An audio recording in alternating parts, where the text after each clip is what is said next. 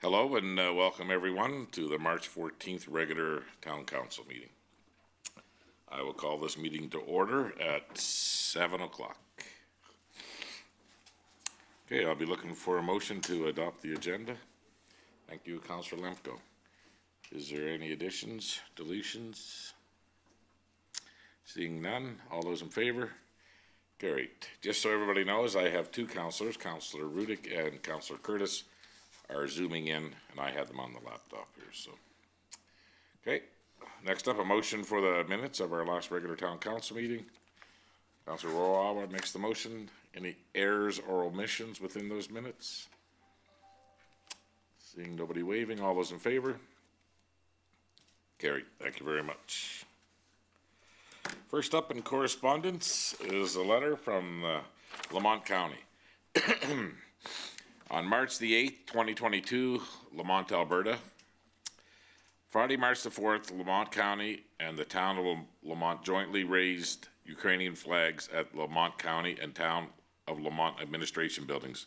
Donations at the event included over $2,100 in cash and medical supplies. We also saw the government of Alberta increase its contributions for humanitarian and military aid to over $10 million. I hope the province didn't send any guns, but I don't think we're allowed to do that. During that March 8th Lamont County Council meeting, Reeve David Diddick brought forward two motions. First, that Lamont County Council donates $5,000 to Canada-Ukraine Foundation in support of humanitarian aid to Ukraine to be funded in the 2022 budget, and that Lamont County Council challenged municipalities within the surrounding Lamont County to donate in support of humanitarian aid to Ukraine. Lamont County stands with Ukraine, said Reeve Dave Diddick. Ukraine citizens are being displaced, and the result is a humanitarian crisis beyond anything we could imagine. As such, Lamont County Council now challenges municipalities within the surrounding county to also provide support for humanitarian aid during this difficult time. The best way to provide aid at this point is donations of cash or needed supplies. Alberta has stepped up and filled a plane with medical and related supplies. Lamont County is proud of the support raised both here and abroad to provide much needed aid and to stop this war, said Diddick. Individuals and corporations can also donate through the Ukrainian Canadian Congress of Alberta, UCCAB website. Please visit the UCCAB to learn more about additional humanitarian support options. Okay. Take a motion for receive and file to start with. Councillor Berry makes the motion. Any discussion on the letter, the challenge?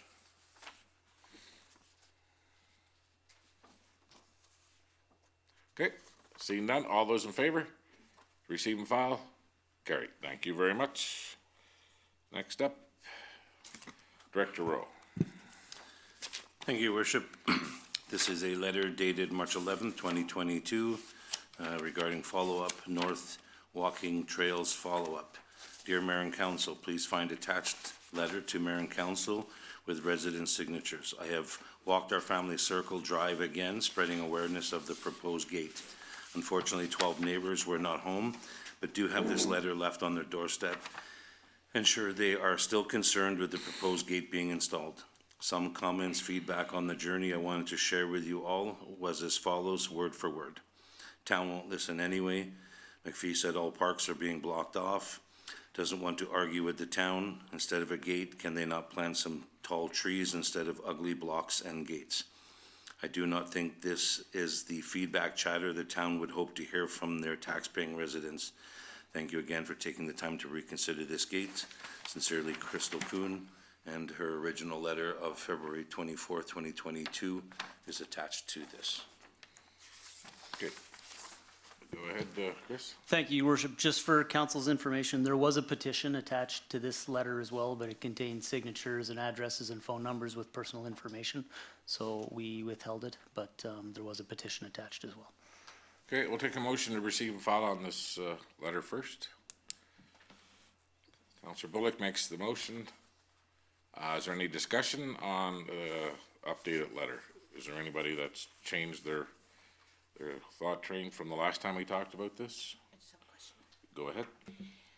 Chris, in regards to the petition, are we able to ask the number of signatures or people that were assigned to that?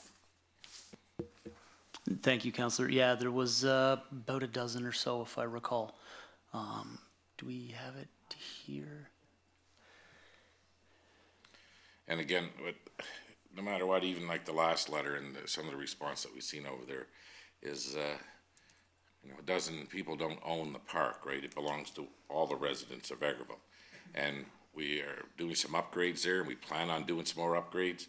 And we decided the best way to deal with this was to put a gate in so we don't have people going in there and blowing donuts and stuff in the community park. Go ahead, Chris. Yeah, thank you, Worship. Through to the Counselor, the count for the petition was 16. Go ahead, Councillor Barry. Thank you, Your Worship.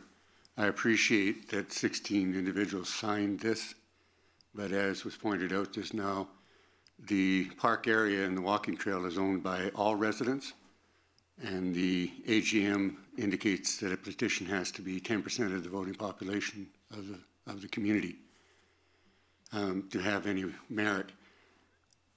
I'm interested in trying to figure out what the residents there really wish to have, because certainly if we're trying to restrict vehicle access into the area that could damage the area, yet we still want to be able to have our work crews get in there, then it has to be something that is a gate that can be opened and closed. The concept of planting large trees would block it for everybody. It would look pretty, but it would block access to everybody, including our own work crews. So I'm not quite certain what the argument is here. I think that we went through this, we met with the residents right on site, and we talked to them extensively about the project, and I thought things had come to conclusion on that. So I'm quite satisfied with staying the way we were then. Thank you. Okay, anybody else? Any other comment? Councillor Lemko. Yes, Your Worship. I'm not of the mindset that not planting trees. I think trees would make it aesthetically pleasing in that area instead of cement blocks and barricades, and some nice shrub or some type of tree to discourage vehicle traffic would be nice to see versus cement blocks and all that. But I do think that, I still do believe that that park is for every citizen of Vegreville, and we can't restrict access for those people to walk in the park. So that's my call. Okay, go ahead, Councillor Rudick. I appreciate the fact that this resident has reached out a couple of different times in different ways to be able to provide feedback. I guess I would be curious along the lines of my colleagues too, is that where we are with the project and what our next steps are going to be. We haven't discussed that for some time, and I guess this is the time to be looking forward to when it would be used more frequently by more of the public as it's getting warmer, although it has been used quite a lot for the skiing area. I guess it would be important from my point of view to be able to hear from our staff where we're planning to go with the next steps and see if that's appeasing some of the concerns that some of the residents in the area, because I do know that some have had a change of heart to the positive, that they were quite concerned about the walking trail, but in fact find it quite a great addition to their neighborhood. So I guess maybe we need to figure out where we are in that process too. So, Director Rowe, when are we going to be getting an update on what's moving forward starting in the spring on all these park projects? Thank you, Worship. So just add one note, as per council direction in the beginning of February, after the first concerns came out, a letter was sent to all the residents in the area, and it was a pictograph of what the gate would look like with the blocks, and it was identified that the blocks would be painted by the local children. We would provide the paint for them, and we received one call back, one email back, and that was from a resident at the very far south end, and it was more of a concern about the landscaping crew being able to get in to clean his yard. There was no opposition to the actual gate itself. The gate is in the process of being manufactured by the Parks Department, and basically what they're going to do is drill 2 holes on either side with nice pedestals. They'll be painted, and then the gate will be attached to that with a lock in between. And again, the 5 blocks, 2 on one side, 3 on the other, that would be painted by local children. I did have, it was brought up about trees, and one thing that we have to take in considerations with national park plans, when these trees would be extremely close to residents' fences and their property lines, and we have to be very cautious about what trees that we decide to plant, because those trees will mature in 20, 30 years, and we don't want it to come back on the town that we planted trees that are now hindering their properties. So as Councillor Lemko said, you know, and you and I have discussed, we do have a planting plan for inside the park to plant some nice large canopy trees that will certainly add to the whole park itself. But for the entrance gate, after doing a lot of research and work on it, I feel this is the best option to basically control traffic into the park, but still allowing our parks crews access to do their work. Okay, Councillor Warwol.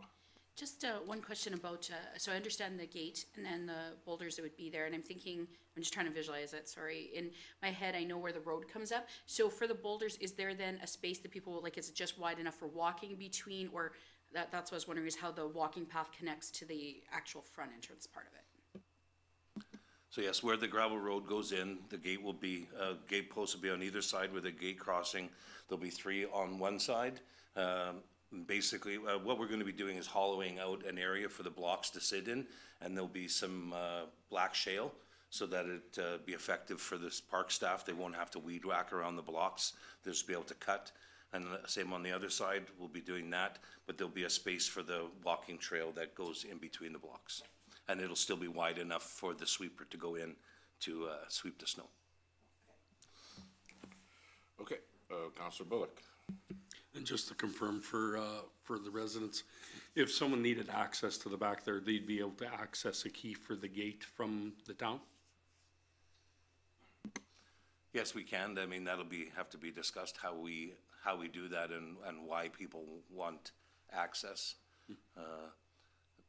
I mean, There's no apparent reason, if it was nice and dry back there and somebody wanted to move a shed or bring something in there, we certainly give them access to the gate. What we don't want is to have it wide open in what we've seen, and I've lived in that area for 25 years, and I know what happens. People go in there in the middle of the night and blow donuts, and I mean, we're spending a ton of money in this park. We've got more trees ordered, we've got more benches ordered, we're looking at more lighting to put up around the pond right now, some solar lighting and stuff. I mean, this is going to be a very nice park when it's done, so. Yeah. I'm not against taking a look at not having those blocks, having a row of shrubs or something like that. You know, something going across there. I mean, blocks are not the most inviting thing you're ever going to see at a park. But as far as everyday people, just no gate, no. We've already decided that, and I think we're going to stick to that. So, okay. So, all those in favor to receive and file? Carried. Thank you.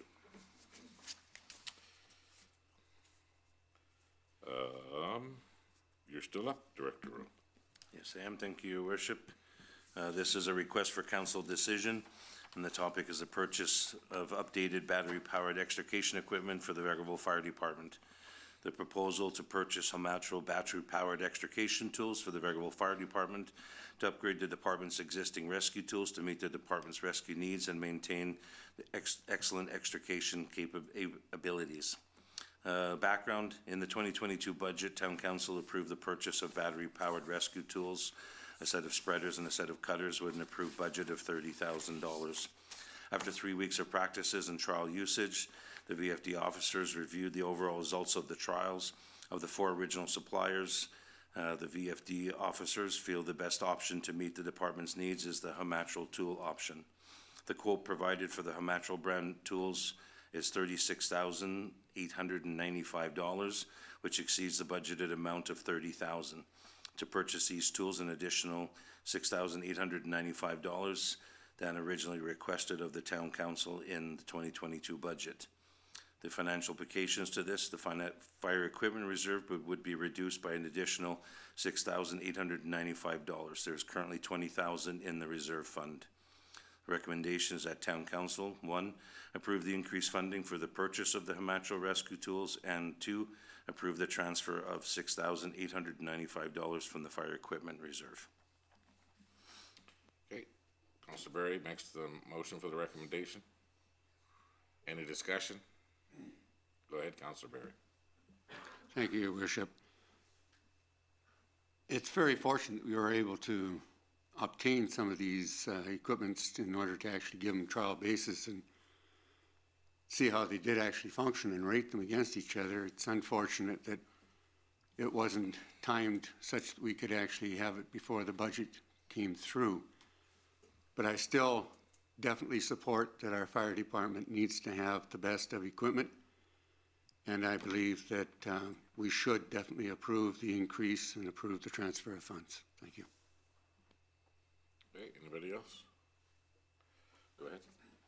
Yeah, I was just going to say similar, well, I'm usually never a proponent for spending of extra. I appreciate the fact that testing was done on the various kinds, because there's nothing worse than if we had actually purchased equipment that didn't have the outcome we intended, which was use for all members, lighter use and use to be able to cut through properly. So that was something I know we had discussed at the last, was that this equipment far exceeded the first one that you guys were looking at as far as cutting capabilities. So I'm good with that. Great, well, I'm not quite sure that this is what the reserve was set aside for, but when it was budgeted for these tools, it was to come out of that reserve?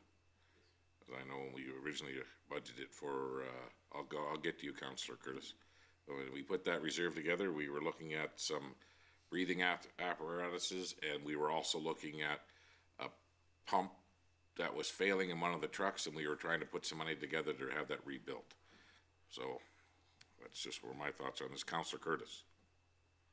Yeah, I kind of mentioned this in our ledge meeting. I just wanted to reiterate it, and I'd like it taken back to the fire department. Is, you know, when we were asking for money in a budget, you know, it's brought to us, and I would say for our understanding was that a choice was made, and it was this amount of money, and this is what we were getting.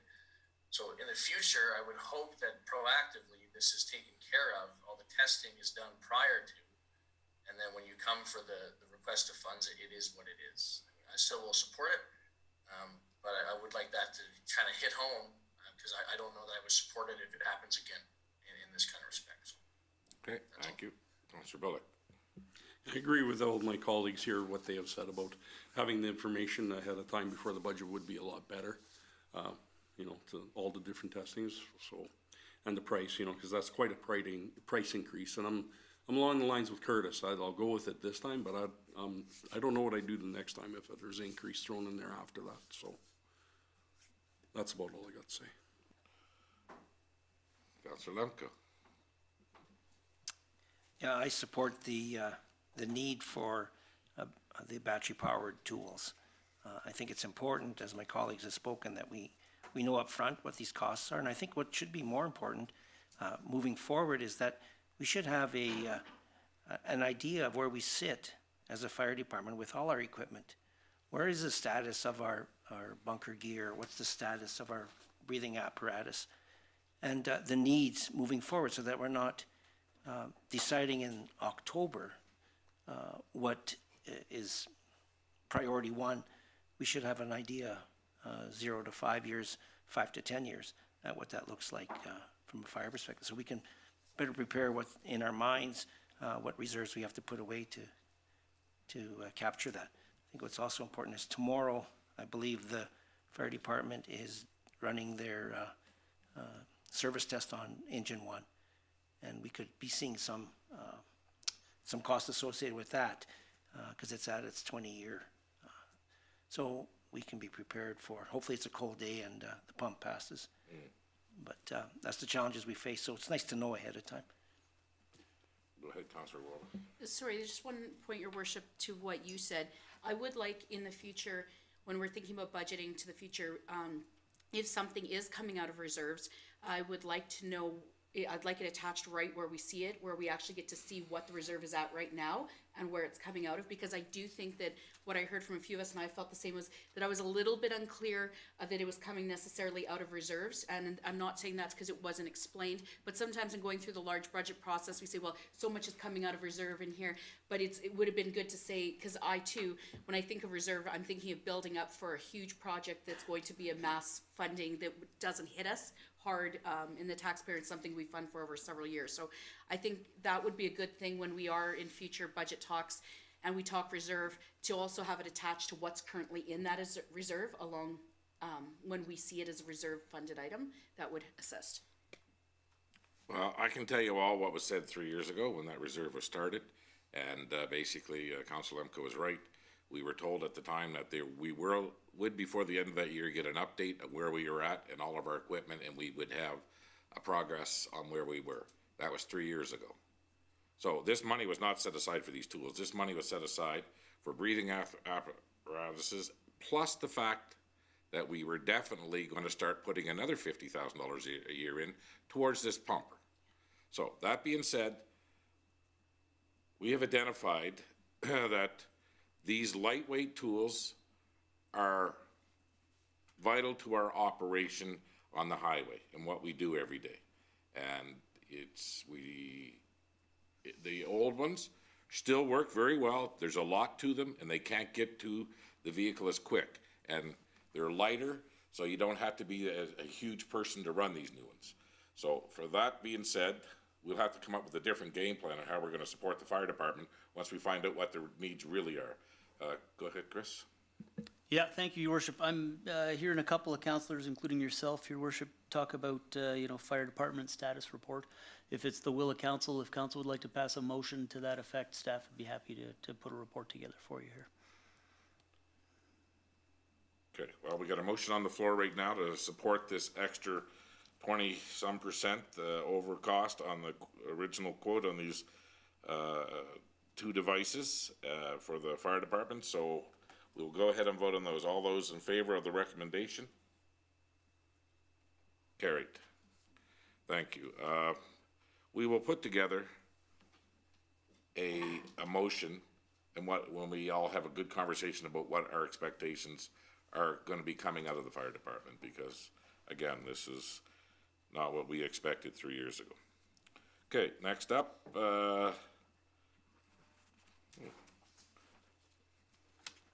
Mrs. Saskew, Director Saskew. Thank you, Your Worship. So this is the second and third reading of bylaw number 02-2022. So this is for the debenture of up to $1.25 million for the forced main replacement.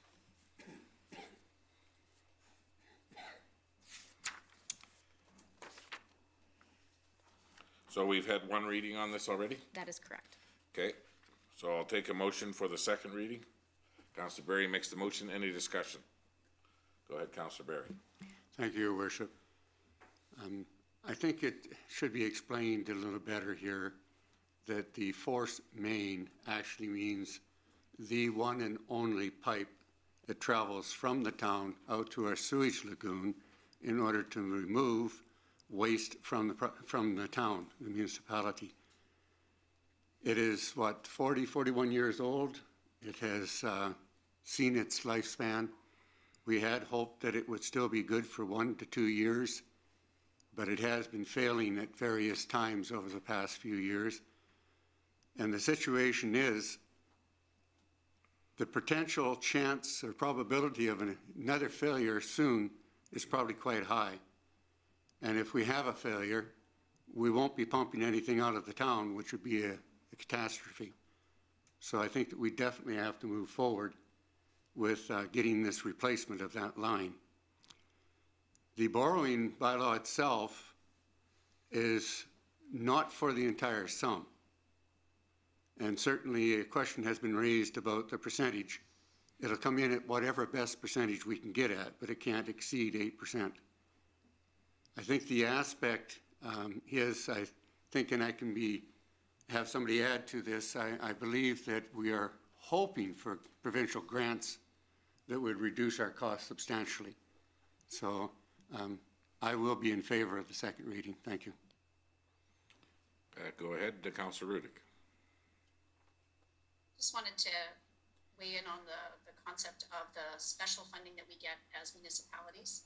I wonder if Director Saskew could explain maybe to our listeners and the public about municipalities used to have access to special interest rates, and the provincial government has seen fit to change that. I'm not sure when that legislation comes into place. So that is a bit of a challenge that we could continue to talk to our provincial counterparts, but we do have access to a different funding model than individuals or corporations to be able to fund projects like this, because this is not a want, this is a need. I can't imagine what it would be like if we weren't able to be proactive and make sure that this is in place, but I just want to speak or ask specifically about the funding, interest rate, and the access that we have as a municipality that's different than an individual or corporation. Director Saskew. Thank you. So I can speak to that. So we have all of our previous debentures with Alberta Capital Financing Authority, which has merged and become renamed, and then obviously now they've let us know around Christmas time that the preferred rates that they were granting municipalities, they can't do that anymore because they cannot afford it. I have not seen anything as to what the rates are going to be, but for example, our average interest rate that the town has paid on all debentures is 3%. So we're nowhere near 8%. The most recent interest rate we've had, it was 2.7%, 2%. So very favorable rates over locked in for 30 years, right? Like this is a mortgage rate compared to, like 5-year vehicle financing that you can get at 0 or 1%. So the rates that we were experiencing in the past were significantly less than somebody could have locked in for that period of time, like fully locked in. Like this was not a 5-year or 30-year amortization with a 5-year term. This was a 30-year amortization with a 30-year term. Well, hopefully everybody was paying attention, and no, we're probably never going to borrow at 8%. I can tell you that I know that Councillor Rudick last week had a very good conversation with Minister Sani, the Transportation Minister, and I did as well, and told her we both shared at different times how important this crucial infrastructure is to the town of Vegreville, and she definitely said that she knew that the letter went out that we had qualified for the grant, and she was going to look in a little deeper and see what she could find out for us. So on that, I thank you, Councillor Rudick, for reaching out to her, and she was very nice when I had the conversation with her too. So go ahead, Councillor Willa. I just think people in general have to understand, though, that for most grants, it's not unique to be able to show ability to cover. That's true with most provincial and federal grants. When you apply, you have to be able to show your ability. That doesn't automatically mean that you're going to that level. It means that you're prepared ahead of time. That's not unique to this grant. That's actually required in most grants, including ones as simple as local nonprofits through things like the CFEP grants. They have to be able to show that they would be able to come up with their portion. So it's not unusual to be able to need to show that you've pre-planned that even before the grant does or doesn't come to you. So. Director Saskew. Yes, and I just want to add that this 1.25 that we are debenturing or putting through as this bylaw, we're not intending to borrow all of that if we receive the one grant that we have. So that's 1.2 million. So at there's a very good possibility that if we get our grant funding, we don't even need to use this debenture. But it needs to be in place before any work is done. Otherwise, we won't be able to debenture after the fact. So it's us being prudent to make sure that we don't end up cash strapped. And there's also a possibility that the federal government may come up with a grant opening soon, and the provincial one, and this project could be well on its way and paid for, and the grant would still apply to it, so we could receive it when we are done and put it against the debenture. So, okay, so I have a motion on the floor for a second reading. All those in favor? Carried. Take a motion for third and final reading. Councillor Curtis. Any more discussion? Seeing none, all those in favor? Carried. Thank you. Next up, the Tourism Advisory Board bylaw. Who's got that one? That is me, Your Worship. Okay. This is bylaw number 04-2022. This bylaw number 04-2022 of the town of Vegreville in the province of Alberta for the purpose of establishing the Vegreville Tourism Advisory Board. Whereas Section 145 of the Municipal Government Act, RSA 2000, Chapter M26, provide that council may pass bylaws to establish council committees and to define their functions. And whereas the council of the town of Vegreville considers it expedient to establish a council committee known as the Vegreville Tourism Advisory Board to promote, expand, and enhance tourism development for the benefit of the community. Now, therefore, the council of the town of Vegreville enacts as follows. The short title, the bylaw may be cited as the Vegreville Tourism Advisory Board bylaw. Section 2 is the definitions. Section 3, the mandate. The mandate of the board is to review and make recommendations to council with respect to priorities and objectives as outlined in the town's strategic plan.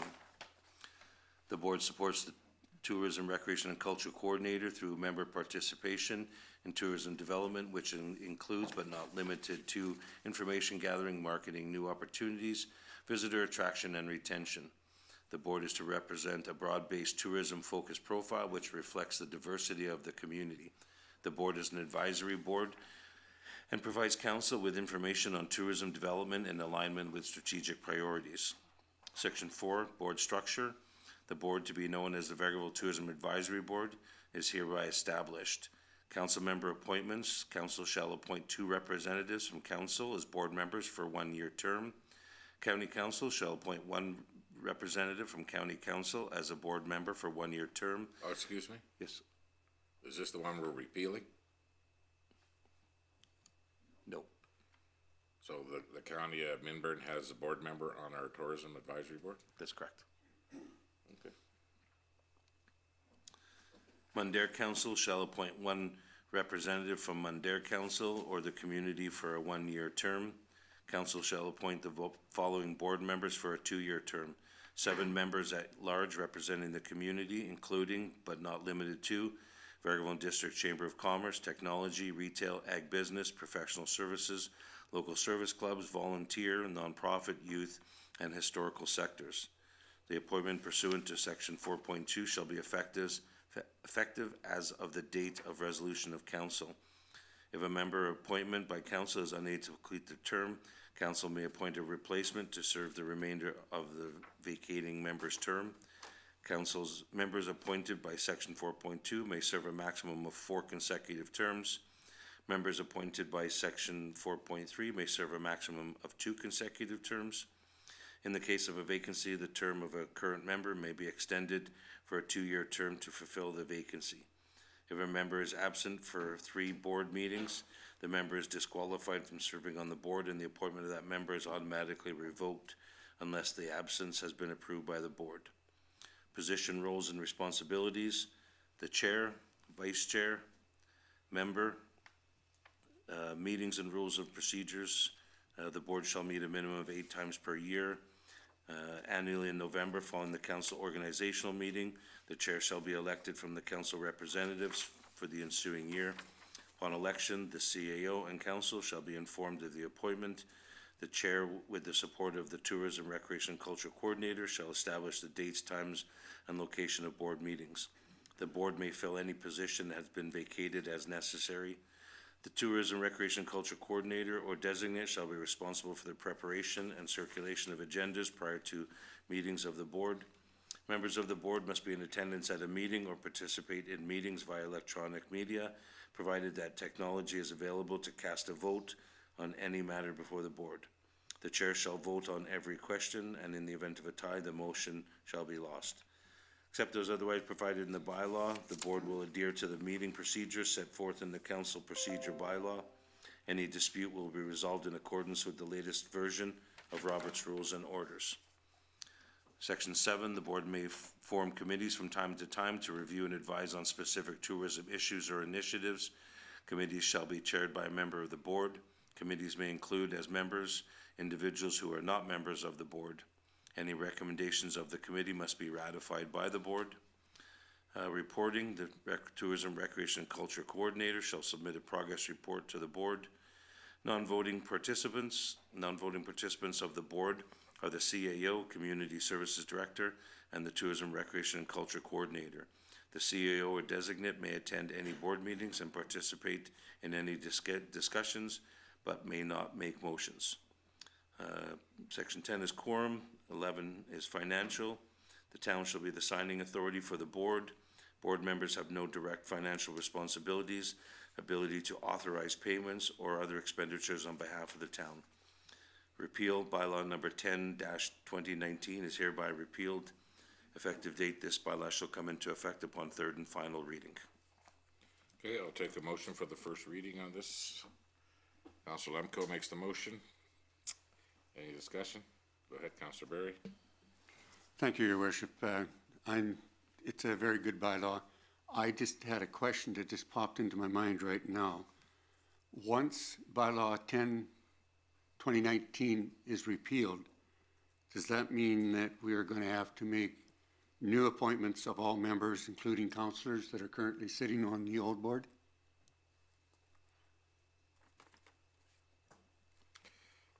Normally we do that, but this time we're not going to.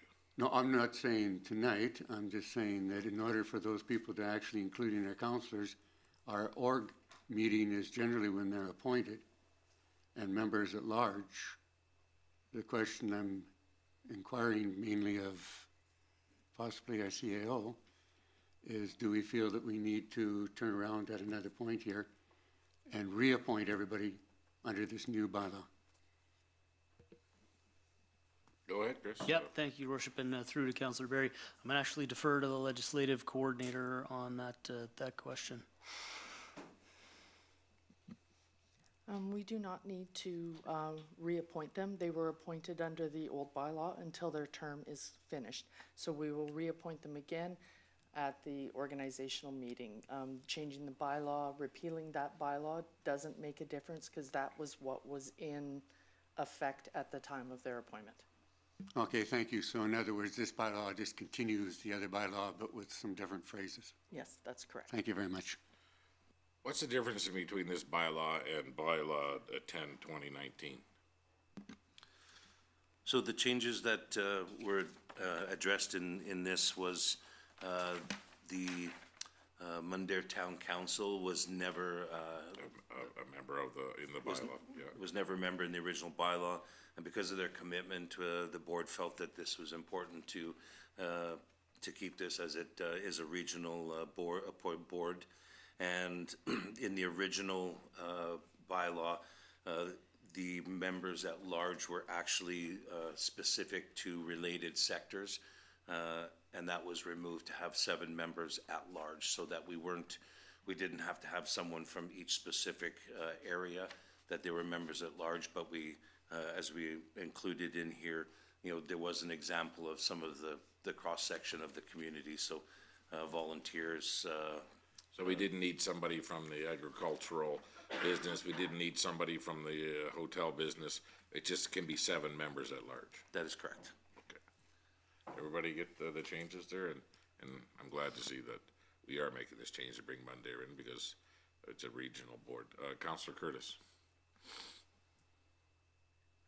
Just have a question, excuse me, regarding 6.2. The way I read that, that is saying that only a council member can be the chair of the board.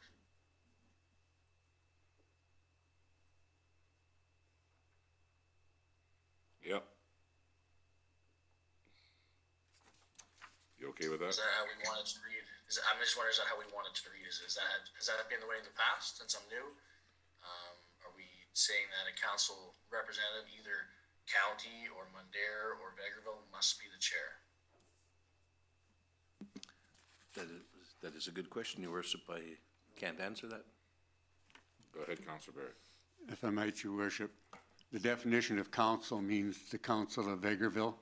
So therefore, for Mundare or the county, they could not be interpreted as being council, a council representative, because the definitions spell out the three areas individually.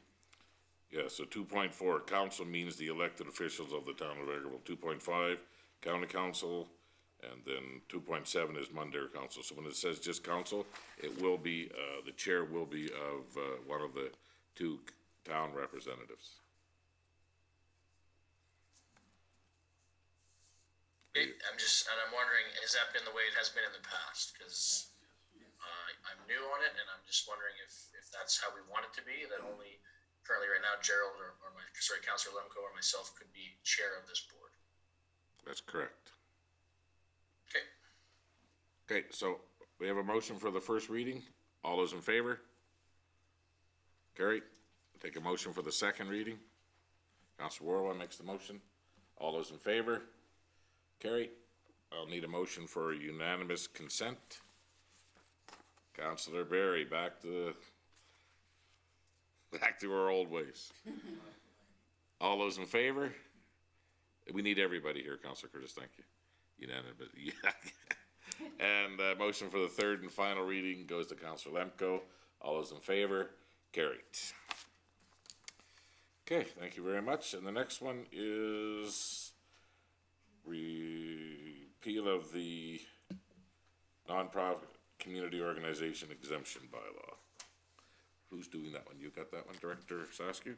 Thank you, Your Worship. So this is bylaw number 05-2022.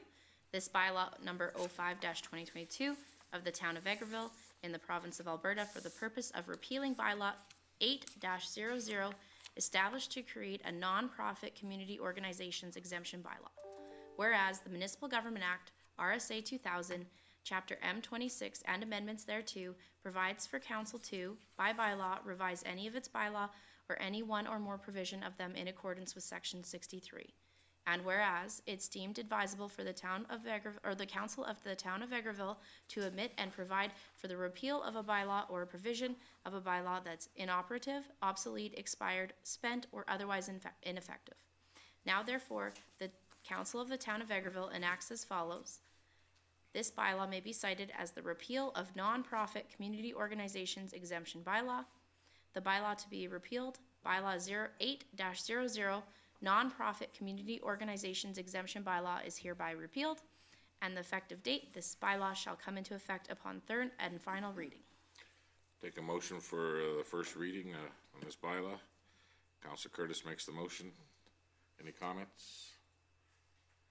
Can you just give us a quick overview of what we're doing?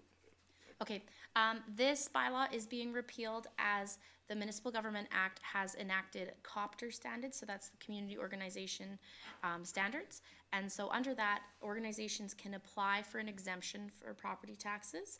And so since the Municipal Government Act has these provisions in place, we no longer need to have a bylaw to give community organizations a tax exemption. So the MGA trumps any bylaw that we have, so this would not need to have this bylaw anymore. Okay. All those in favor of first reading? Carry. I'll need a motion for second reading. Thank you, Councilor Rudick. All those in favor? Carry. Motion for unanimous consent. Okay, Councilor Warwa steps up. Okay. All those in favor? Carry. And third and final reading, Councilor Bullock makes the motion. All those in favor? Carried. Thank you very much. So I do believe that is it. We'll move to council reports. We're gonna start with Councilor Lemko. Sitting over there by himself. Well, Chris is there, but. Although I got more space at, Your Worship, my colleague, Councilor Curtis, is Zooming, so I have his desk and mine. Yes, my report, Your Worship, March 1st, we had our first corn maze meeting at the event center, and it was to establish our committee and moving forward with this year's plans and some brainstorming of the event. We're looking to expand our committee to be larger than it is. It's 3 councilors sitting on it, and Anya is our tourism coordinator in recreation and culture, and we would like this to become more of a community-minded, and there are a couple other members of the committee, but it's a small committee and we're looking to expand it, so I believe Anya was on the radio today talking about just that, so if those of you. And hopefully people come out on to the registration night on Thursday, and we'll be sitting up there as a committee and talking about having more members on the committee and what that might look like. So that was sort of an organizational meeting.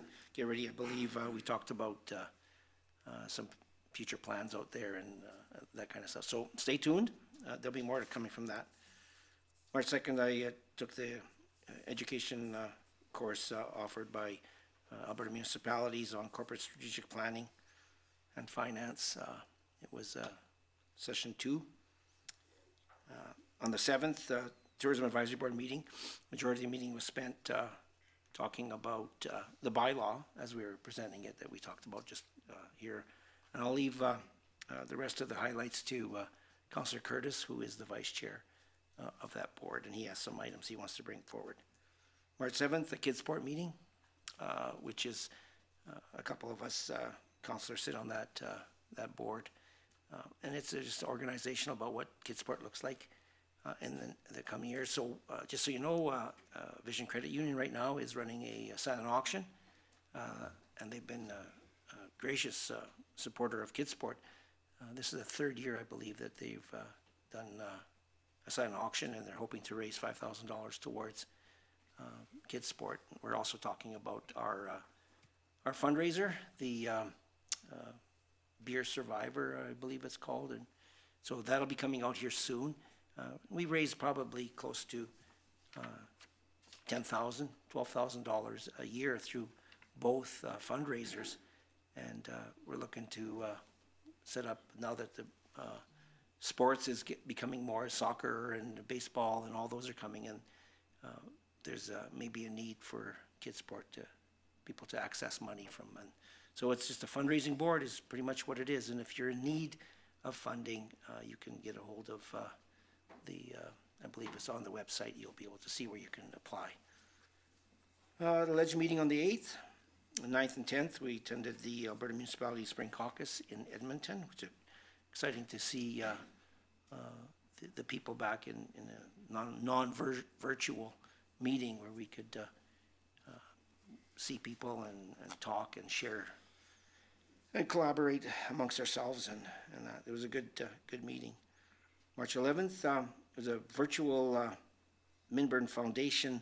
It was a webinar on board competencies that the Alberta Housing and Alberta Senior Housing and Community are talking about the future of the boards and the competencies that are required to be board members, and the criteria that they're establishing along with post-secondary education to be a board member to sitting on this board. It came out of nowhere, apparently, that now we have a year to find individuals that meet that criteria and also set up a plan how we're going to meet that. So the webinar was on Friday. We have a meeting this Friday to talk about what that looks like and what it means to us. So stay tuned. There'll be a bit more stuff coming out of that. And my colleague, Rudick, Councillor Rudick, will maybe speak to this a little bit more. She took the webinar prior to, there was two times, and I took the second one. She took the first one. So some different dialogue. And I haven't had a chance to talk to her since the meeting Friday. And then tonight's council meeting, Your Worship, and that's it. Okay, thank you very much. Just again, if somebody was in need of some of the programming and stuff that Kids Sports has, they could reach them by going to Kids Sports, Kids Sport Vegreville, or? Yeah, they could do that, and they could also contact FCSS Okay. here in town, and they have the forms and everything available. So contact Julie there, or anyone in the office, and they'll be able to support them. Okay, thank you very much. Councillor Curtis. Hello. So we'll start off with March 2nd for me. I did the continuation of our municipal corporate planning and finance course online. And then March 7th was the tourism board meeting, and I have a few notes I took down from that. Go East is updating their travel guide for this year. So they're going to have an updated travel guide as well as a where to eat this week. see in Vegreville, there's been a few changes in the amount of restaurants we have, so that's good to get everybody kind of on board with that. As well as he had mentioned that there's also renewals into the travel guide from all over. So that's nice that Go East is really catching on and staying strong. The drone club is going to be looking for a venue. It's going to be hopefully something that really takes off in this town. They said they had a good first start at Family Day there, as well as they're going to be at spring registration. So bring the kids down if they're interested, sign them up, get that club moving. One note with the library, library's really getting stuff set off right now. They've got some basketball nights. They have snowshoes while the snow is still out there that you can sign out and walk around town. So I encourage anybody that hasn't done it to try it. It's fun and also can be aggravating at times. So one thing that the tourism board is looking at is to bring back the community garage sale with the restrictions being lifted, and hoping to kind of coincide with Lemonade Day on June 18th, which is another big thing. So you can run around and buy up some stuff and get a cold drink, and everybody will have hopefully have a lot of fun with that. That's the kind of update I have there. There's also, again, I know the newspaper had inquired again about the Regional Tourism Twin City Initiative, the 130th anniversary of Ukrainian settlers. I would defer them to Anya, who's working on that, so I don't have any more information on that. But if they're looking to get an article in the paper, definitely reach out to Anya Lankow, who's been doing an awesome job. She's got everything set up. She's really looking hard at getting some stuff going for this summer. So kudos to her for that. We had our ledge meeting on the 8th, and then 9th and 10th again the Spring Caucus conference, which was nice, like Councillor Lemko said. See some people out, no masks, and back to kind of normalcy. The 13th was the final day of the Municipal Corporate Planning and Finance. It was actually during the Spring Caucus, but they were nice enough to video it, and I will hopefully be taking a look at that tonight. The last session in, and then tonight's council meeting. That's all for me. Thank you very much, Councillor Riddick. Thank you, Your Worship. Since we last met, I've had an FCM quarterly board meeting, so I had a number of different meetings. Our governance working group, Human Resources Committee, the conference planning committee of the whole, executive committee, board of directors, all of those different areas that FCM is doing great advocacy for. And again, I would just, in this format, I will also reach out in the proper channels, but our advocacy continues to make sure that we target our local, federal representatives. So really important that we continue to have our local MP, who is rural economic development, as one of her portfolio pieces, to be able to make sure that the asks for some of the things that are important for municipalities moving forward. Also had the Northern Lights Library Systems Board meeting on March 3rd, and just taking a look at some of the intricacies of offering a network like Northern Lights offers. Regional approach to some of these service provisions have historically shown themselves to be very effective and very cost effective, and just interesting to see how they're going to be moving forward with some of their offerings. Just because there have been some efficiencies that have been found during COVID, having the online meetings, for example, has been a huge cost savings, but there are also some additional additional considerations moving forward. So that was a good conversation. Also did a few funding announcements through FCM. There have been some announcements for the town of Oxbow, the big metropolis in southern Saskatchewan, city of Yorkton, and city of North Battleford. Those are all wastewater and water investments that the municipalities made. Again, the Green Municipal Fund is where that money came from, and I've referenced it a few times and referred some of our staff to some of the funding pockets that might be applicable as we're moving forward with some of these projects. March 8th, I attended the consultation for board competency approaches for the MD Minburn Foundation, like Councillor Lemko referred to. It's an interesting consideration being put forward by the province to make sure that competencies are reached on a board, a management board. So always an important consideration. The challenge I see is making sure that that is meshed with the understanding that most of these foundations particularly seniors housing or affordable housing, depending where they're located, are often comprised of mostly elected officials from municipalities. And some of them are quite large. I was just speaking today to Mayor of Westlock, for example. They've got 14 municipalities represented on their boards, and they're managed very effectively. But the province is having concern or an awareness that they would like to be able to insert or overlay this competency measure. So I think it's really important as we move forward to make sure that we continue to be as competent as we always have been as elected officials, very capable of managing these facilities, and just interesting to see how that'll move forward. March 8th, hosted a lunch for International Women's Day for all former and current elected officials. We've had 9 women elected since Vegreville was incorporated in 1906.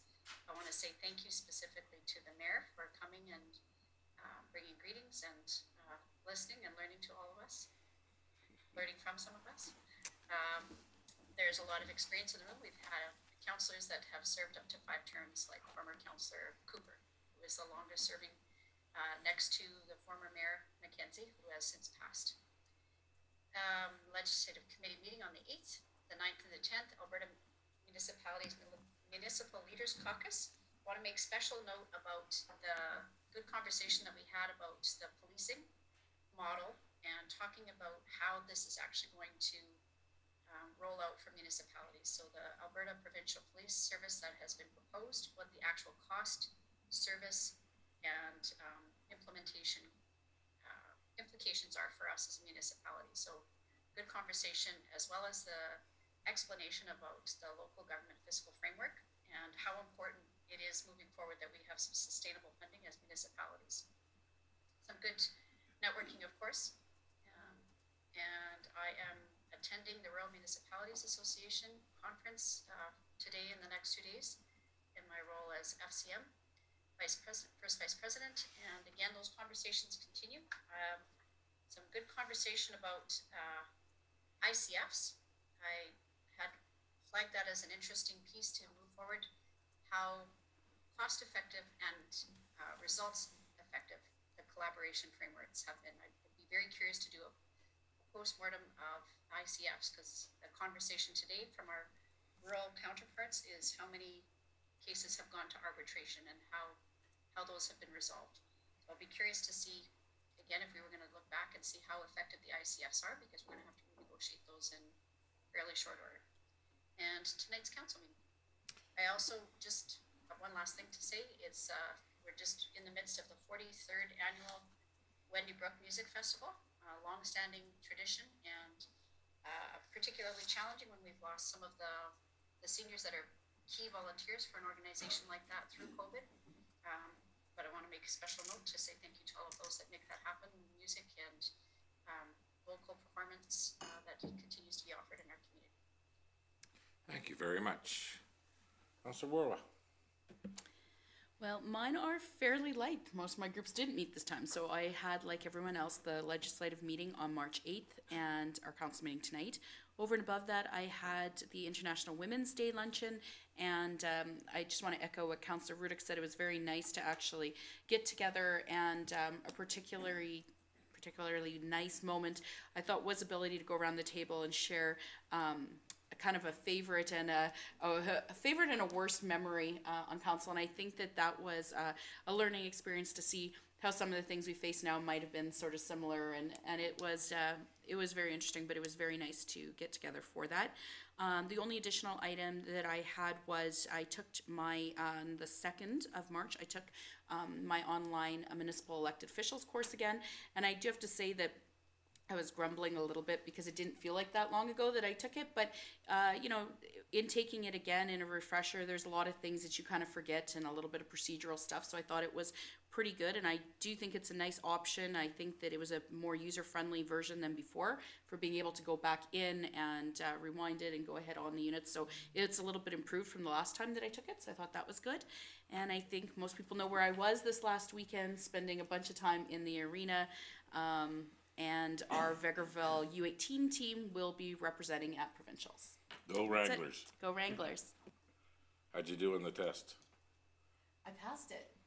Okay, so I passed it, but I think I got the same thing wrong I did the first time because I thought about that afterwards. I'm like, I think because I don't agree with the answer, that if I keep saying it, I thought it would change, but apparently no, I'm just wrong. You were trying to change the MGA. I think so. Yeah. Yeah. Okay, I can see where that's going. Okay, thank you very much. Councillor Bullock. Okay, so on March 1st, I attended the Vegreville Corn Maze Committee meeting as a volunteer to assist in the planning of the Vegreville Corn Maze 2022. And as my colleague, Councillor Lemko said, we're definitely looking to expand that committee. So hopefully at the spring registration night, people will be coming out.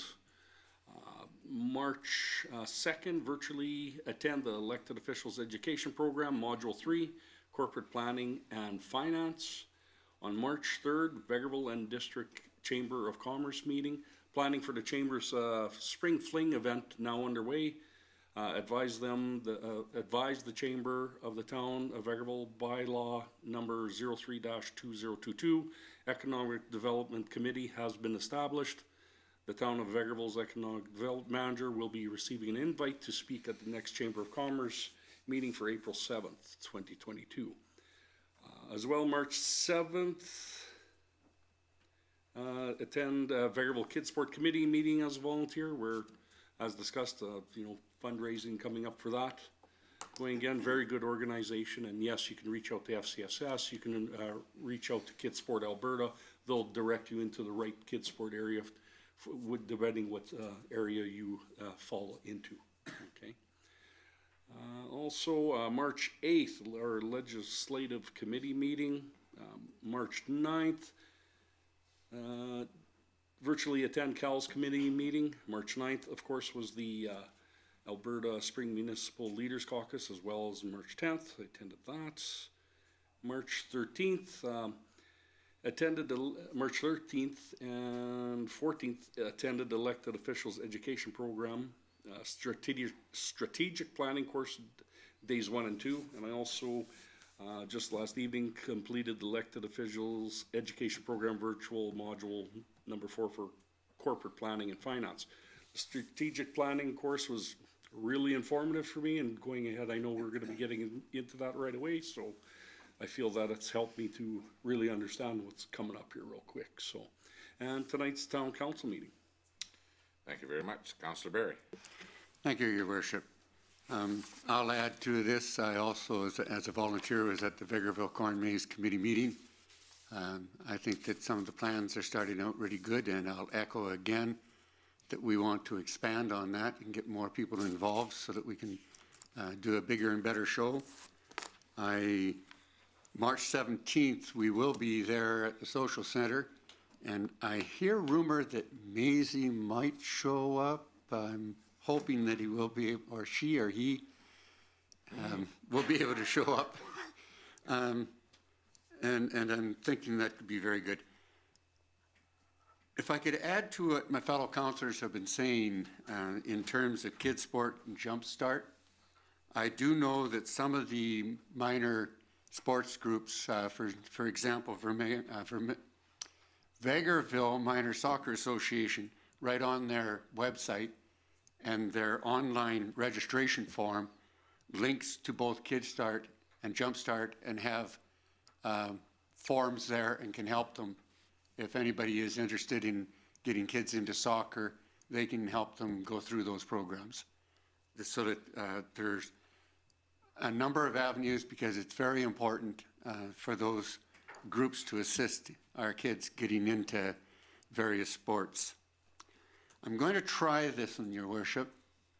I attended another meeting of the Vegreville Regional Health Professionals Attention and Attraction Committee.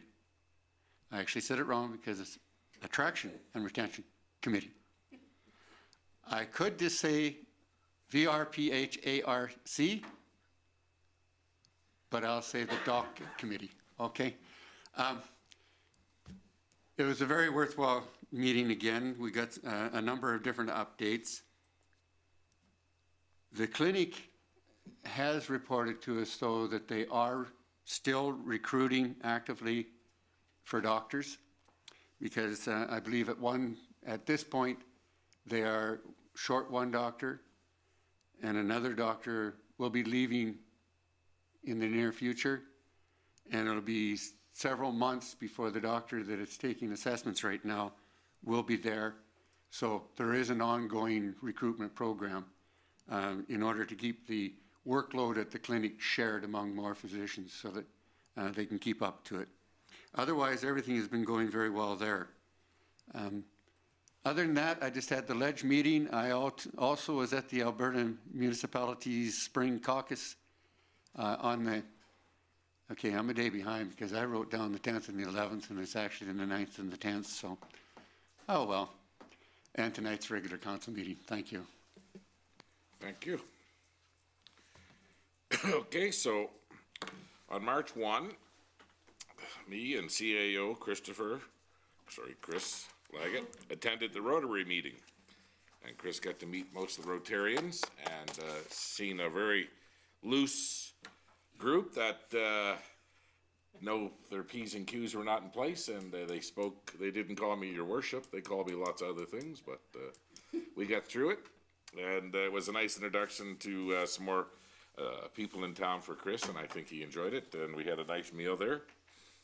On the 2nd, I traveled to Vermilion for a seminar regarding the Alberta Provincial Police Service. And this one was from the government. The last one I went to was from the RCMP union. And boy, is the math ever different between the two groups.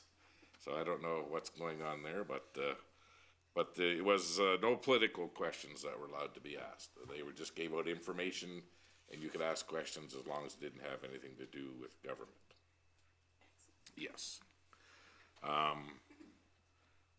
I too, during the spring caucus with Alberta municipalities, it was a good session, and I think that they represented us well, and the new Solicitor General, Minister of Justice, Minister Shandro, was there, and felt kind of bad for him. He was only 1 week on the job, but I think that we got our point across that not too many municipalities are interested right now in the kind of money, the type of money that they're looking at to set this up. I think the feeling in the room was more that we could just get some more Crown prosecutors and some more jail space and put the criminals away. That was what was in the forefront of every municipality we talked to. On the 3rd, I had a subcommittee meeting with the John S. Water Commission, John S. Patuque Water Commission. On the 4th, myself and Director Rowe were at the Walmart raising some money for the food bank, and there was a jail set up, and so we took turns going in and out of jail, and actually I think we did pretty good there that afternoon. For a couple hours, we raised close to $900 or something, right? $909. There we go, 909, and people were actually putting food in the bins and stuff too, which I don't know if any of you ever picked up for the food bank at Walmart and stuff on Fridays and stuff, but they do really donate a lot of food from the store itself, and same as No Frills and stuff too. So I mean, kudos to them. On the 7th, the ACDEV manager Bob and myself and senior leadership group, just about all of them, had a discussion on some of the requests from some of the industries that we're looking at and some of the people that are thinking about moving into our park and just where we were going to be. And so we got a few things straightened out there, and went pretty good. On the 8th, I did attend the International Women's Day lunch. I came a little later.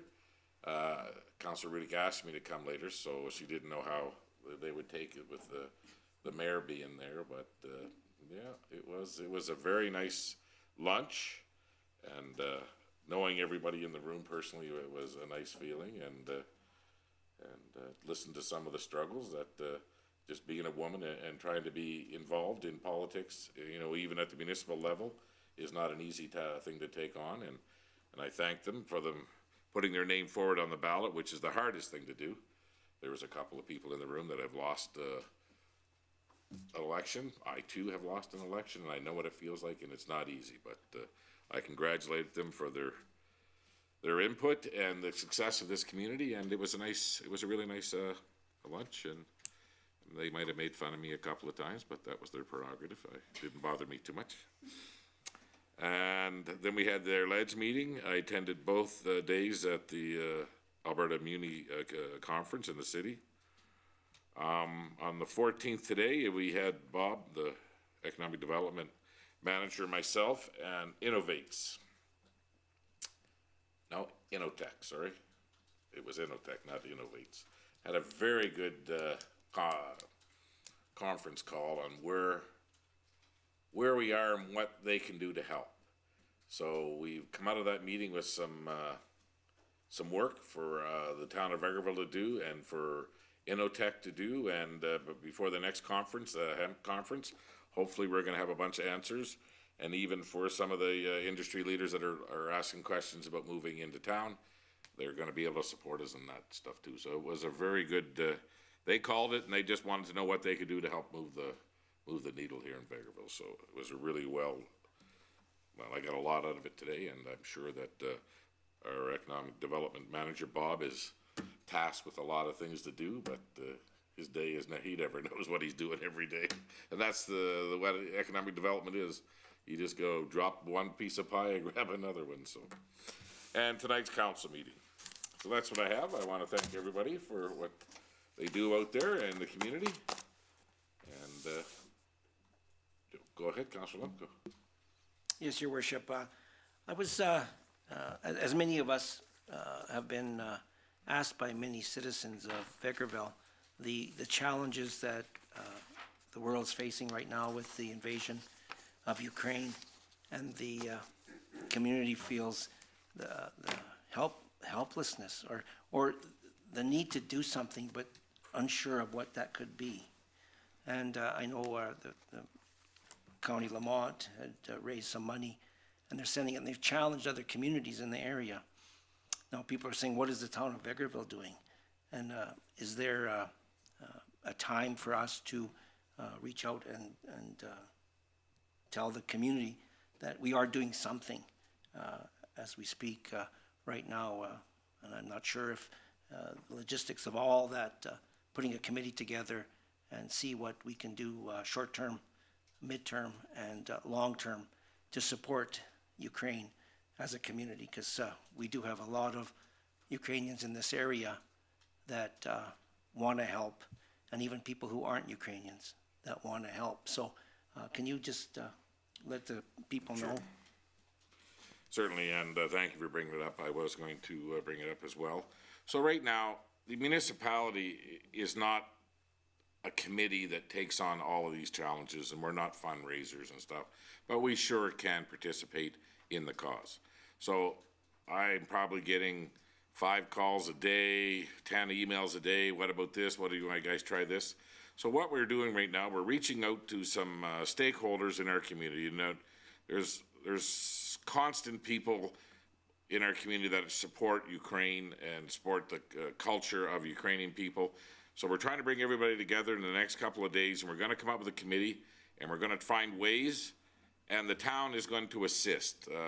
We can set up a website. We can help in lots of different ways, and Councillor Lemko is going to be on this committee, and hopefully all the other stakeholders in town are going to be on there. And like Councillor Lemko just said, so the immediate needs right now are humanitarian needs of the people of Ukraine. And we've also been reached out by our sister city, Kalamea, has asked for some help in getting medical supplies, and through the Ukrainian-Canadian Congress of Vitaly. He just went over on Thursday with a plane load of a lot of equipment and firefighting gear that was donated by Alberta firefighters. So we are looking at that. They have needs for baby food. They have other needs that they want money to buy either in Poland or Romania to buy these supplies and bring them across the border. So we're working on that. I noticed that at St. Mary's they're having a fundraiser, and then the profits going to Kalamea there too. But as a community, we are going to hopefully by the end of the week have something that we can tell the citizens of Vegreville that this is the plan moving forward. And like I said, like Councillor Lemko said, it's going to be a stage plan. What needs to be done today? I know a lot of people said that they could use their basement for refugees, and we will be working on a plan in this committee. And along with former Premier Ed Stelmach, it's a big concern of his. And the province is going to make some announcements. The federal government's going to make some announcements. So we're going to be ready. And all these ideas for fundraisers that people are passing to us right now, we're going to put those on a list, and we're going to figure out how we can facilitate all of them as we move through. Councillor Curtis, you had something you want to say? Yeah, I just wanted to, just to let everybody know, we already started this at our spring caucus meeting, and we had set up a donation box, if you want to just maybe speak on that as well. Yeah, we certainly did. We were very lucky that Councillor Rudick is the first vice of FCM, and she made the report to the caucus, to the municipal leaders at the spring caucus. And as she was given 5 minutes, and she talked about, you know, our sister city, Kalamea, in Ukraine, and the efforts and what their needs are. And luckily, some staff here made up a nice donation box, and we had a Ukrainian flag put up. I don't know, maybe some of you seen it. We were on TV. I got the Premier and the President of Alberta Municipalities and the Council of Vegreville up there, and we had a nice picture done, and plus we were on TV, so all you could see me was hollering. They were asking me, where are you guys from? Down in Vegreville. So yeah, there will be some fundraisers, and we are going to talk about the challenge that the County of Lamont just threw out there. But if everybody can just be patient, and if you have some ideas for fundraisers, please, by the end of the week, we should be able to tell everybody where these ideas are going to go and where your volunteer hours can be put. So if everybody could just wait for that to happen. Okay, is there any other business of council? Seeing none, we have one quick item in closed session. So can I get a motion to go into closed session, please? Councillor Curtis makes the motion. All in favor? Carried.